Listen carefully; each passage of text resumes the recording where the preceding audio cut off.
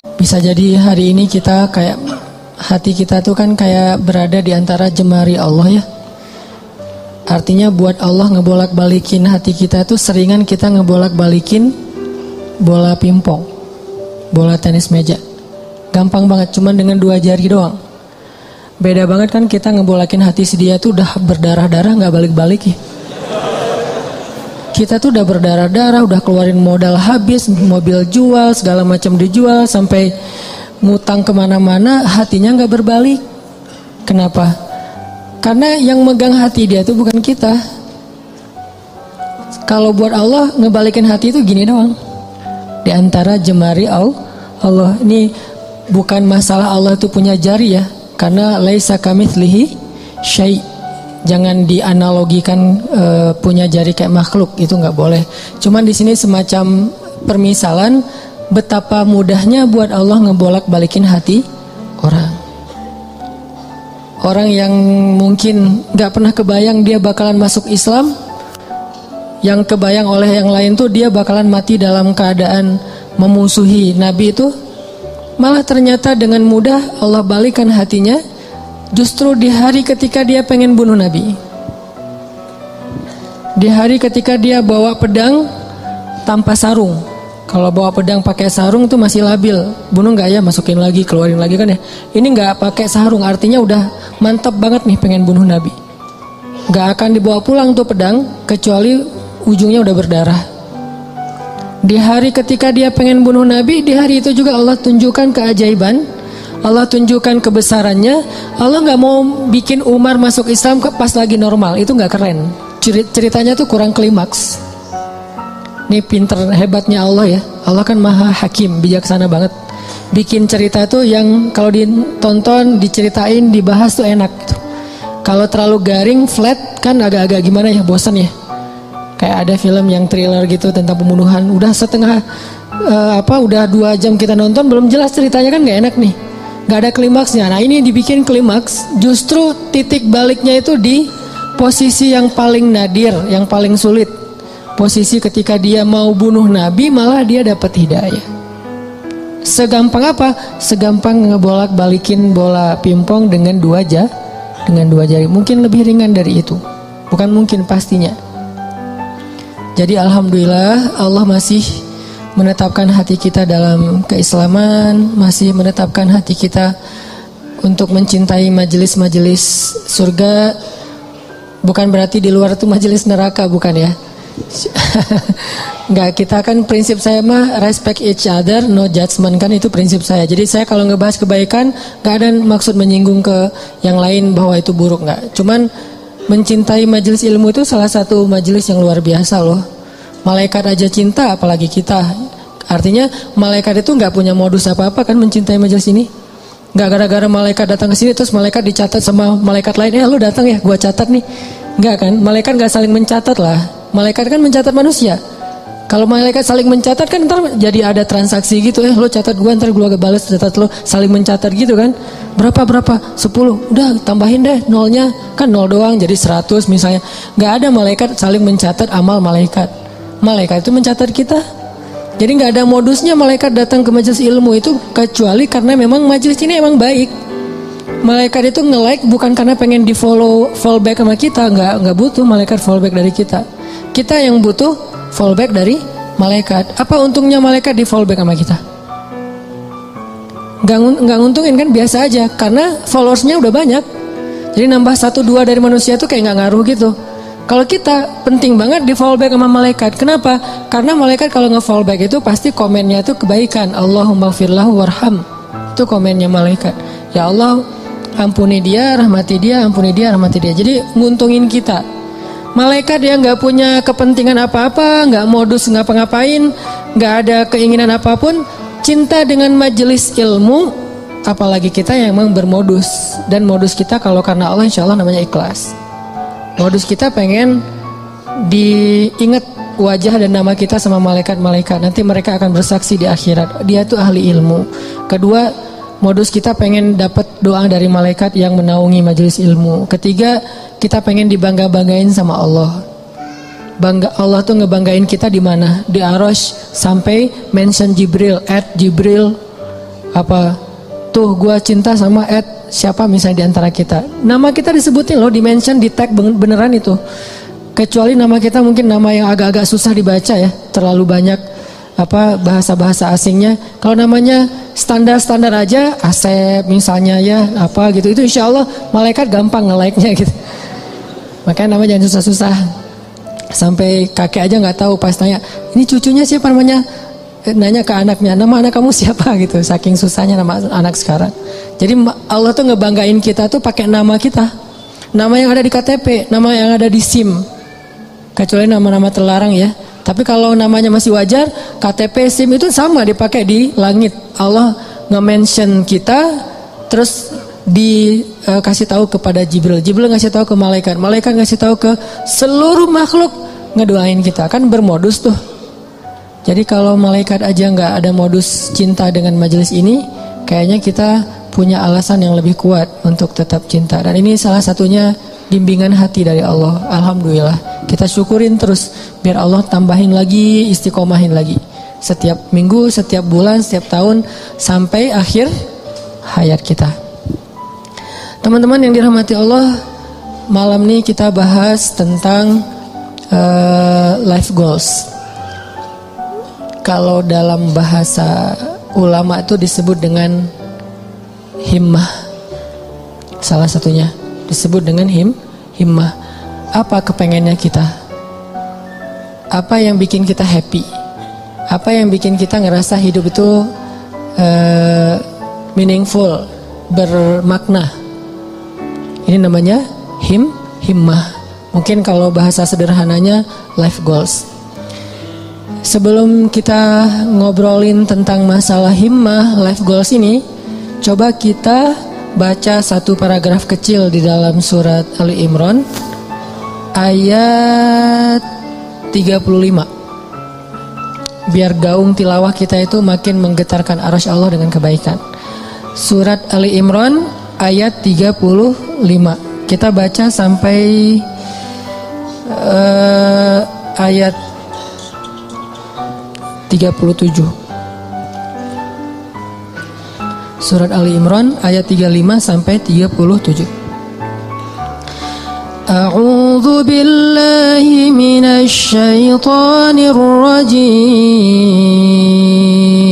Silakan.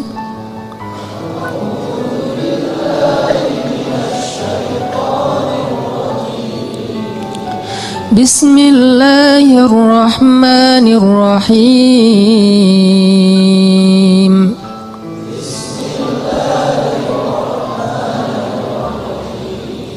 إذ قالت امرأة عمران رب إني نذرت لك ما في بطني محررا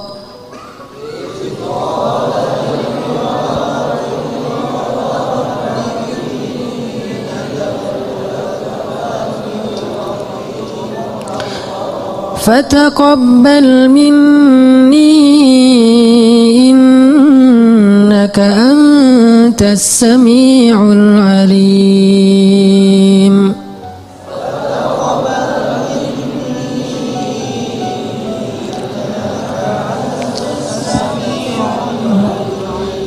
فلما وضعتها قالت رب إني وضعتها أنثى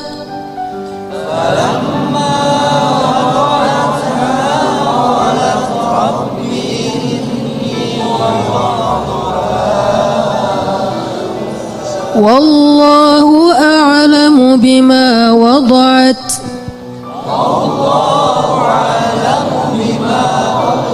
وليس الذكر كالأنثى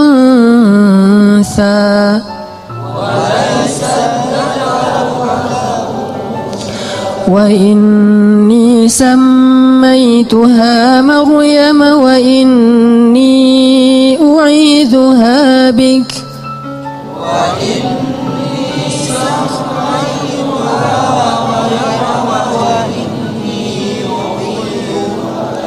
وإني أعيذها ربك وذريتها من الشيطان الرجيم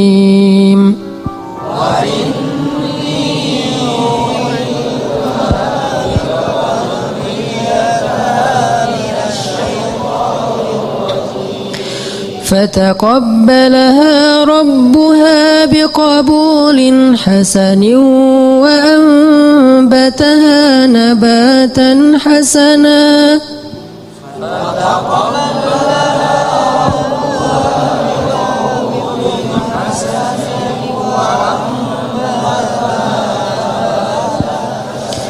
وكفلها زكريا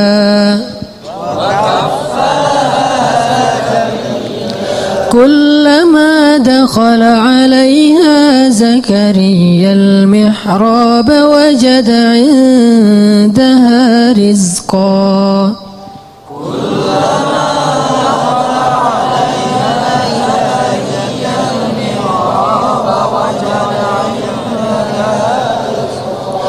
قال يا مريم أنى لك هذا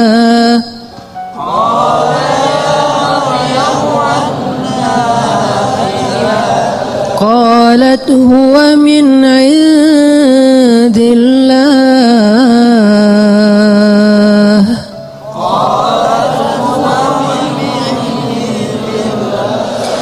إن الله يرزق من يشاء بغير حساب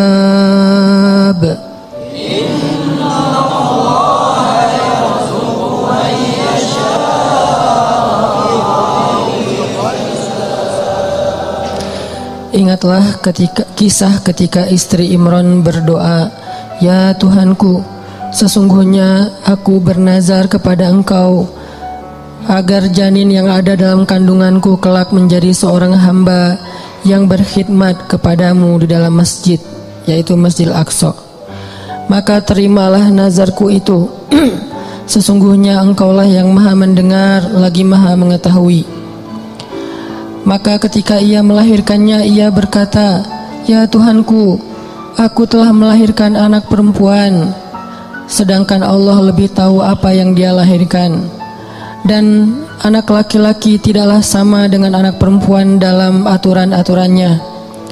Dan aku memberinya nama Maryam, dan aku memohon perlindunganmu untuknya dan anak cucunya dari gangguan syaitan yang terkutuk." Maka Allah menerima Maryam dengan penerimaan yang baik, membesarkan Maryam dengan pertumbuhan yang baik, dan menyerahkan pemeliharaan Maryam kepada Zakaria. Setiap kali Zakaria masuk menemuinya di dalam mihrab kamar khusus ibadah, Zakaria mendapati makanan di sisi Maryam. Lalu Zakaria bertanya, "Wahai Maryam, dari mana engkau memperoleh makanan-makanan ini?" Maryam menjawab, "Semua ini dari Allah. Sesungguhnya Allah memberi rezeki kepada siapa yang Dia kehendaki tanpa perhitungan." Shadaqallahul azim. Ini adalah sepenggal kisah teman-teman tentang himmah, life goals. Bahwa di sini dikisahkan himmah atau keinginannya Ibu Maryam, istri Imran. Dan by the way, Imran ini adalah salah satu simbol keluarga paling keren yang Allah rekomendasikan di dalam Al-Quran. Selain keluarga Nabi Muhammad itu ada dua keluarga lagi, keluarga Ibrahim dan keluarga Imran. Jadi kalau kita pengen niru, pengen jadi rumah kita itu seperti apa sih? Seperti rumah Nabi Muhammad, Baitun Nubuwah, atau rumahnya Ibrahim, atau rumahnya Imran. Salah satu dari tiga itu. Kalau bisa tiga-tiganya lebih keren. Dan Allah rekomendasiin itu di dalam Al-Quran. Allah telah innallaha astafa Adam wa Nuhan wa ala Ibrahim wa ala Imran alal alamin. Allah menjadikan mereka lebih daripada semua yang ada di dunia. Dua keluarga ini, keluarga Ibrahim dan keluarga Imran. Bahkan sebagian ulama sampai berdebat, Imran ini nabi atau bukan. Sebagian mengatakan Imran ini orang solih, dan sebagian lagi mengatakan Imran ini termasuk salah satu di antara nabi, walaupun bukan rasul.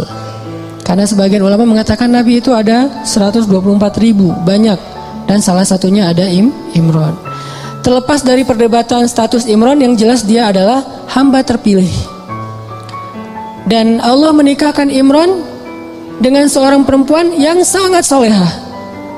Perempuan yang gak sembarangan perempuan, yang dari bibit yang luar biasa ini nanti muncullah keturunan-keturunan yang luar biasa, hebat, menyejarah. Sampai Al-Quran aja nyebut mereka, nyebut namanya, nyebut kisahnya, nyebut keutamaannya. Itu keren banget. Dan tadi saya bilang by the way-nya apa? Istri Imran itu adalah adik kakak dengan istri Zakaria. Jadi Imran sama Zakaria apaan? Ipar ya. Karena istri Imran itu adik kakak sama istri Zakaria. Jadi Imran, Zakaria ini orang-orang soleh semua yang tinggal di Palestina atau tinggal di dekat Masjidil Aqsa. Lama Imran gak punya anak, lama Zakaria juga gak punya anak. Dua-duanya gak punya anak nih. Imran gak punya anak sampai usia tua, Zakaria juga gak punya anak sampai usia tua. Sampai kemudian istri Imran bernazar. Dulu nazar itu masih sesuatu yang wajar. Di zaman Nabi Muhammad sampai kita sekarang, nazar itu boleh tapi agak kurang disukai. Tapi boleh-boleh aja. Nah dulu istri Imran bernazar, ini nazar tuh, saya bernazar, kalau saya hamil saya pengen punya anak laki-laki. Kalau dia jadi anak laki-laki akan saya jadikan dia sebagai marbot Masjid Al-Aqsa, sebagai khadim atau marbot Masjidil Aqsa. Ini life goalsnya istri Imran. Pengen punya anak yang ngemakmurin rumah Allah. Pengen punya anak yang kerjanya ngapain? Jaga rumah Allah, supaya Allah jaga dia nanti di akhirat. Dia kerjaannya tuh bersih-bersih masjid. Dan itu bukan kerjaan orang yang pengangguran loh ya. Walaupun istilah di kita itu marbot, itu istilah yang mungkin jadi kemudian terkesan di masyarakat sesuatu yang nggak keren, biasa aja. Padahal itu pekerjaan paling mulia loh. Kalau ada orang yang sebagai mungkin dia yang bertanggung jawab di sebuah bangunan sejarah, perpustakaan, museum kayak gitu-gitu, ada yang lebih keren, ngejaga rumah Allah Subhanahu Wa Taala. Ngejaga di sini bukan berarti Allah nggak bisa ngejaga. Allah ngasih kita bagian supaya kita dapat kebaikan karena kehormatan. Kalau Allah menjagain sendiri terus nggak ada peluang kita untuk dapat kehormatan dari Allah. Justru karena Allah kasih kesempatan, ini bukan karena Allah kurang mampu, enggak. Tapi Allah pengen kita dapat kehormatan dengan menjaga rumah Allah, memakmurkan rumah Allah. Itu life goalsnya istri Imran. Pengen banget punya anak laki-laki bakalan jadi seperti Zakaria. Jadi istri Imran ngefans banget berat sama Zakaria. Ya Allah, saya pengen punya anak laki-laki kayak gitu tuh, kayak ipar saya, kayak Zakaria. Mudah-mudahan anaknya laki-laki. Nazar sampai, fataqabbal minni ya Rabb. Terima ya Allah, terima nazar. Dulu kan nggak ada USG ya. Ketawanya pas sudah lahir. Pas sudah lahir, kaget istri Imran. Rabbi, inni wada'atuha unsa. Ya Allah, gimana nih anaknya perempuan? Sementara walaisa dzakaru kal unsa. Ini perlu kita garis bawahin. Laki-laki tidak sama seperti perempuan. Ini bukan bab emansipasi, bukan Islam anti kesetaraan gender, bukan. Maksudnya adalah dulu tradisi orang Bani Israel, tradisi orang Yahudi yang ada di Palestina, perempuan itu nggak boleh menjadi marbot di masjid. Perempuan itu nggak boleh belajar di dalam masjid. Perempuan itu nggak boleh bahkan masuk ke masjid kecuali terbatas sekali gitu. Jadi maksud laki-laki tidak sama dengan perempuan, maksudnya tradisi yang berlaku waktu itu tidak sama laki-laki dengan perempuan. Ini bukan doktrin bahwa Islam itu nggak mengakui perempuan, bukan. Kita harus balik lagi ayat itu, kembalikan lagi kepada konteks sejarahnya. Makanya saya sering bilang jangan menjudge sejarah dengan angle kekinian, pasti jadi salah paham. Kalau kita menilai sejarah tapi pakai persepsi kekinian, kita akan sering salah paham terhadap sejarah. Kok gini sih, kok gitu sih? Kenapa? Karena kita ngelihatnya benturan dengan culture kekinian kan. Makanya kalau pengen ngerti sejarah, pakailah angle sejarah. Jadi yang dilihat bukan cuma adegannya, sampai persepsi sejarah, emosional sejarah, lengkap gitu. Jadi sejarah itu sampai baper. Jangan cuman adegan tapi persepsinya kekinian, gak nyambung. Nah pada masa itu, laki-laki dan perempuan itu dibedain tentang masjid. Laki-laki boleh masuk ke masjid bebas, boleh berkhidmat di masjid, boleh belajar di masjid, boleh jadi ulama di masjid. Perempuan gak boleh, beda dengan di Islam kan. Kalau di Islam justru sebaliknya, Sama laki-laki dengan perempuan dalam masjid, cuman beda fikih. Kalau perempuan lagi haid nanti ada batasannya. Tapi kalau perannya di dalam masjid boleh banget. Buktinya apa? Aisyah itu ngajarin hadis di dalam masjid loh, dan muridnya laki-laki. Muridnya Aisyah itu juga banyak laki-laki. Walaupun berdua ngajarnya tuh Abu Hurairah sama Aisyah. Tapi banyak hadis-hadis yang Aisyah tahu, Abu Hurairah nggak tahu. Atau hadis-hadis yang Abu Hurairah tahu, Aisyah nggak tahu, sehingga mereka kayak saling mention gitu, saling broadcast. Aisyah broadcastin dong hadis-hadis yang gua nggak tahu, di broadcast sama Aisyah. Nanti Aisyah juga minta dari Abu Hurairah, saling transfer hadis. Bukan untuk mentahzir ya. Mereka mentransfer hadis bukan untuk nyalah-nyalahin, wah apa salah lo, enggak. Mentransfer hadis tuh untuk saling sharing kebaikan, motivasi sifatnya. Oh ada hadis gitu ya, iya gitu. Jadi dalam Islam, Abu Hurairah, Aisyah ngajar di masjid. Nanti ada tokoh-tokoh perempuan yang luar biasa banyaknya. Termasuk yang paling legend itu kan Khadijah ya. Yang paling berpengaruh dalam dakwah Nabi kan Khadijah. Dan Khadijah itu gak tinggal diam di rumah nungguin Nabi Muhammad kemana ya, udah jam segini belum pulang, di telepon gak diangkat aja, kayaknya habis baterai deh. Gitu-gitu enggak. Khadijah tuh gak pasif di rumah loh ya, gak bantu dakwah Nabi, dia aktif. Cuman tetap ada kayak etikanya, ada moralnya. Di masa itu justru Allah pengen mengubah tradisi orang Bani Israel yang menganggap perempuan itu kelas kedua di antara masyarakat. Makanya Allah nyindir, ini sebetulnya bahasa sindiran. Walaysa dzakaru kal unsa. Menurut orang Bani Israel, perempuan itu nggak sama dengan laki-laki. Tapi di ayat berikutnya apa? Fataqabbalaha rabbuha biqabulin hasan. Tapi Allah sendiri nerima perempuan itu dengan penerimaan yang baik. Jadi Allah tuh pengen mengubah tradisi sebetulnya, biar kita nggak salah paham terhadap ayat ini. Tuh ayatnya tuh nggak sama laki-laki perempuan. Yang nggak sama itu bukan dalam persepsi ayat, bukan dalam persepsi Allah, dalam persepsi masyarakat. Dan Allah mengubahnya dengan kalimat fataqabbalaha rabbuha biqabulin hasanin. Justru Allah nerima perempuan itu dengan penerimaan yang sangat istimewa. Disediakan khusus mihrab buat dia, diberikan keutamaan buat dia, sampai turun makanan aja dari langit. Coba kurang apa perlakuan Allah? Treatment Allah ke Maryam tuh lebih istimewa daripada cowok-cowok yang udah lama di situ. Banyak tuh cowok-cowok, ada yang jomblo, ada yang udah nikah, itikaf di masjid, terutama yang jomblo ya, masih punya banyak waktu lah buat itikaf kan. Kalau udah nikah, kalau keseringan itikaf zalim juga sama istri ya kan ya. Kalau udah nikah mah dijadwalin seminggu sekali. Tapi kalau masih sendiri, itikaf aja setiap hari nggak masalah. Apalagi kos-kosan nggak sempat bayar, udah di masjid aja. Jadi udah lama di masjid kayak gitu, tetap aja Allah nggak ngasih hidangan dari langit. Sedangkan cewek Allah kasih hidangan dari langit. Di sini menunjukkan bahwa Islam itu menghargai perempuan banget loh. Bisa dibilang jarang banget ada orang yang dapat hidangan celeng datang dari langit. Itu udah buah yang seger, yang udah kualitasnya luar biasa. Di depan Maryam, Zakaria aja sampai terheran-heran. Padahal Zakaria itu jelas-jelas sepakat ulama dia itu nabi. Zakaria aja terheran-heran dengan perlakuan treatment langit kepada Maryam. Sedangkan Bani Israel melecehkan Maryam. Jadi maksud walaysa dzakaru kal unsa, tidak sama laki-laki dengan perempuan di sini adalah Allah lagi nyindir tradisi Bani Israel. Itu maksudnya. Bukan dalam Islam itu laki-laki dan perempuan itu dibeda-bedain, bukan. Udah gitu, ya udah deh kalau gitu, udah terlanjur lahirin anak cewek, masa mau digimanain lagi gitu, masa dioperasi segala macam, enggak, susah. Akhirnya ibu Maryam menamakan anaknya Inni Sammaituha Maryam. Apa arti Maryam secara bahasa? Khadimah. Maryam itu secara bahasa artinya marbot, cewek. Jadi arti Maryam itu khadimah, yang berkhidmat. Itu bahasa dulunya adalah Maryam, kemudian jadi bahasa Arab. Inni sammaituha Maryam. Saya pengen ngasih dia nama marbot perempuan, bahasa singkatannya Maryam. Mudah-mudahan engkau menerima dia ya Allah. Akhirnya dikaderlah Maryam dari kecil. Bayangin teman-teman, Maryam usia 3 tahun udah nanya-nanya ke ibunya, "Mah, kapan aku ke Al-Aqsa? Kapan aku beribadah di sana? Kapan aku disantrinin? Kapan aku dimasukin ke pesantren?" Itu 3 tahun dan minta-minta kayak gitu. Malah ibunya yang nggak tega, "Mah, aku kangen dengan Al-Aqsa." Karena belum waktunya, karena ada waktunya nanti dia boleh ke Al-Aqsa. Maryam setiap hari naik ke atas bukit, menghadap ke arah Al-Aqsa dan berbicara dengan Allah. Ya Allah, aku kangen dengan Al-Aqsa. Ya Allah, aku pengen ke sana. Ya Allah, ini daya tariknya Al-Aqsa. Jadi salah satu ciri orang beriman mencintai Al-Aqsa. Itu salah satu di antara bagian dari keimanan, mencintai Al-Aqsa. Bukan karena konfliknya, bukan karena sentimen terhadap Israelnya, bukan. Karena emang kayak gitu turun-temurun dari zaman dulu. Ini tradisi spiritual namanya.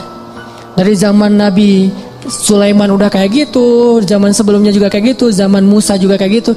Tradisi spiritual yang diturun-temurunkan. Dan Maryam kecil, anak usia 3 tahun, udah cinta banget dengan Al-Aqsa, pengen kesana, mah kapan.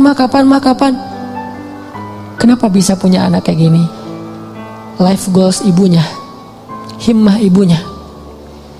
Jadi kalau salah satu rahasia dari life goals itu, kalau benar-benar kuat jadi himmah, nanti kita belajar apa bedanya himmah dengan sekedar basa-basi.